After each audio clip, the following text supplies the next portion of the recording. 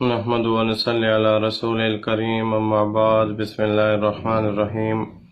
بخاری شریف کی روایت ہے، ایک پیغمبر کسی درخت کے نیچے آرام کرنے کے لیے بیٹھے، ان کو ایک چونٹی نے کاٹ لیا، انہوں نے وہاں سے اپنا سامان اٹھایا، اس جگہ کو جلا دیا گیا جس کی وجہ سے وہاں موجود چونٹیوں کا پورا گروہ مر گیا۔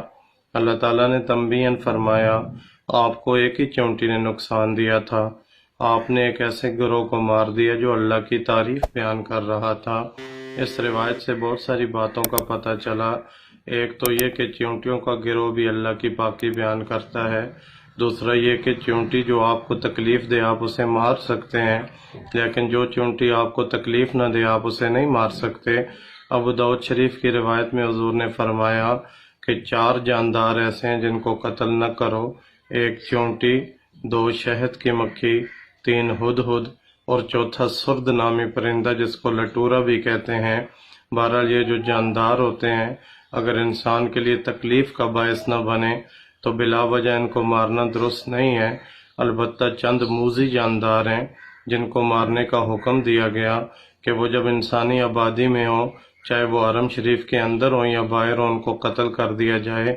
ایک سانپ، بچھو، چیل، کوا، پاگل کتا اور گرگٹ یہ موذی جاندار ہیں جو انسانی آبادی کے لیے نقصان کی وجہ بنتے ہیں، اس لیے ان کو قتل کرنے کی اجازت دی گئی۔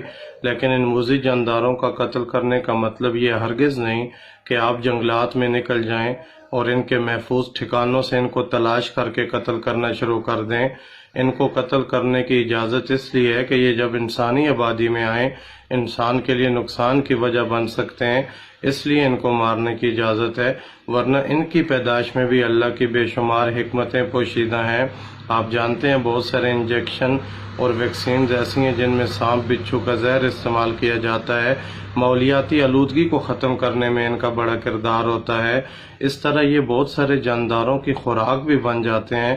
تو بہرحال جن موذی جانداروں کو انسانی آبادیوں میں مارنے کی اجازت ہے، اس کے علاوہ جو غیر موذی جاندار ہیں بلا وجہ ان کا قتل ایک کبیرہ حرکت ہے جو کسی طور پہ بھی مناسب نہیں۔